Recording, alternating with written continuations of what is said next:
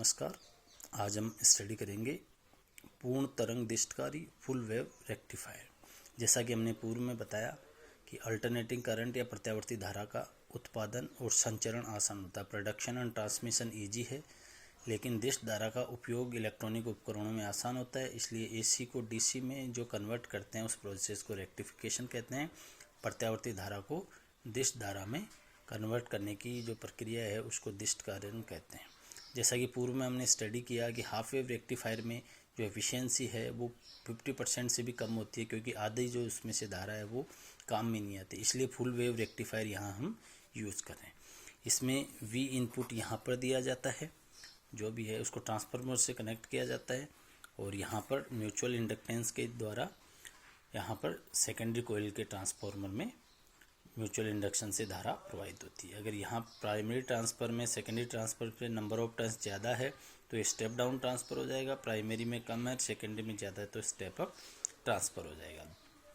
इस सर्किट में हम देख रहे हैं फुल वेव रेक्टिफायर में दो डायोड D1 और D2 कनेक्ट किए जाते हैं। साथ में इसको एक सेंट्रल टेप भी किया जाता है, जिस पॉइंट को मैं उससे दिखा रहा हूँ, सेंट्रल टेप कर देते हैं। अब जब फर्स्ट हाफ यहाँ पर इस पर यहाँ से म्यूचुअल इंडक्टेंस के कारण यहाँ फर्स्ट हाफ यहाँ पर अप्लाई होती है इस पॉइंट पे, तो मान लो कि ये वाला पॉइंट हाई पोटेंशियल पे और ये वाला पॉइंट लो पोटेंशियल पे है। इस पॉइंट को ए पॉइंट दे देते हैं, इस पॉइंट को बी पॉइंट दे देते हैं। जब सेंट्रल टेप कर देते हैं पॉइंट ए से, तो मान लो कि ए पॉइंट प्लस पे है, बी माइनस पे है, तो ओ क्या हो जाएगा, इसको सेंट्रल टेप को 0 मान लेते हैं।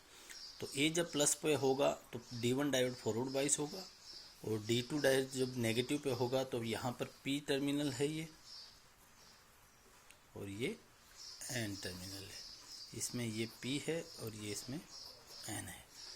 जब यहाँ A पॉजिटिव पे होगा तो D1 डायोड फॉरवर्ड बाइस में होगा, अग्रदिशित बाइस में, और D2 डायोड रिवर्स बाइस में होगा। तो फॉरवर्ड बाइस में ये डायोड करंट कंडक्ट करेगा, रिवर्स बाइस में एक डायोड करंट कंडक्ट नहीं करेगा या अत्यल्प मात्रा में करंट कंडक्ट होगा।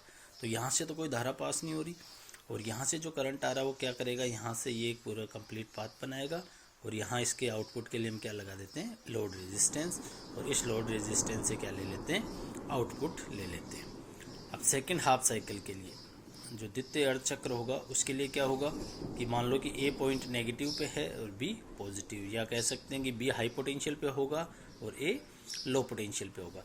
जब बी हाई पोटेंशियल पे होगा तो ये डायोड क्या हो जाएगा, फॉरवर्ड बाइस में हो जाएगा, और ये डायोड रिवर्स बाइस में हो जाएगा। तो जब D2 डायोड फॉरवर्ड बाइस में होगा तो करंट यहाँ इस डायोड से तो करंट पास होगा, और D1 diode second half cycle के लिए रिवर्स बाइस में होगा तो यहाँ से करंट कोई कंडक्ट नहीं करेगा।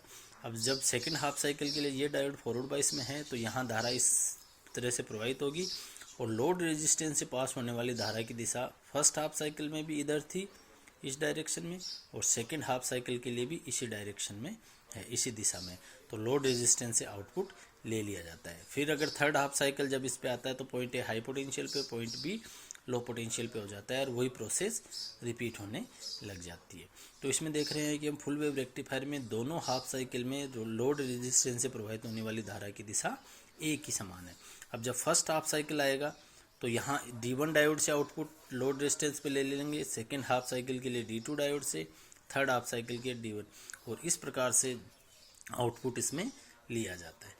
तो हम देख रहे हैं कि फुल वेव रेक्टिफायर में जो इनपुट में जितना भी वोल्टेज या धारा जो प्रवाहित हो रही है वो सारी की सारी आउटपुट में हमें मिल रही है, इसलिए इसकी एफिशिएंसी उसके कंपैरेटिवली ज़्यादा होती है। यहाँ देखो ये प्रत्यावर्ती निवे इनपुट है और ये DC आउटपुट है, बिकॉज इसमें जो करंट की डायरेक्शन है वो एक ही डायरेक्शन में है, इसलिए हम कहेंगे कि ये DC वोल्टेज या DC करंट है।